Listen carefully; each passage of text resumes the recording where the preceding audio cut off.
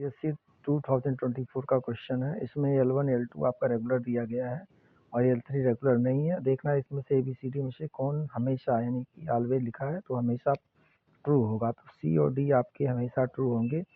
L1 और L2 जैसे option A क्यों आपका हमेशा ट्रू नहीं होगा। मान लीजिए एक सिचुएशन ले लिया जाए, मतलब L1 अगर L2 का सबसेट हो, उस सिचुएशन में भी आपको L1 और L2 बार का इंटरसेक्शन 5 मिलेगा, क्योंकि आप देखिए L2 बार का कॉम्प्लीमेंट अगर लेंगे तो L1 के सारे स्ट्रिंग उसमें से गायब हो जाएंगे। तो L1 इंटरसेक्शन अगर L2 बार आप करेंगे तो ये 5 हो जाएगा। तो ऐसा कोई जरूरी नहीं कि इसी के सिचुएशन में ये ट्रू हो, और भी बहुत सारे सिचुएशन है जिसमें ट्रू होंगे, जबकि यहाँ पे ये फाइंड ओनली इफ लिखा गया है।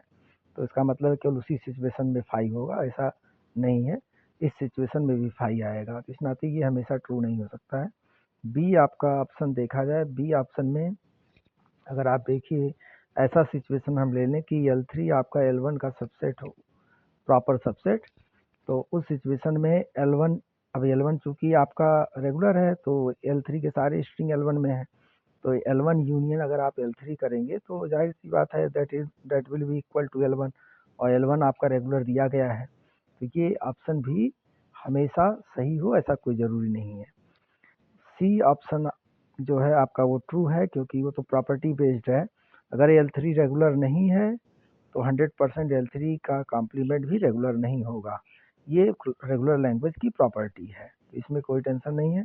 डी ऑप्शन की जहाँ तक बात है, इसमें देखिए L1 अगर आपका रेगुलर दिया गया है तो निश्चित है L1 बार आपका यानी कि L1 का कॉम्प्लीमेंट क्लोजर प्रॉपर्टी कॉम्प्लीमेंट पे होल्ड होता है, वो भी आपका रेगुलर होगा। मतलब L1 अगर रेगुलर है तो L1 बार भी आपका रेगुलर होगा। ठीक उसी तरीके से L2 बार भी आपका रेगुलर होगा।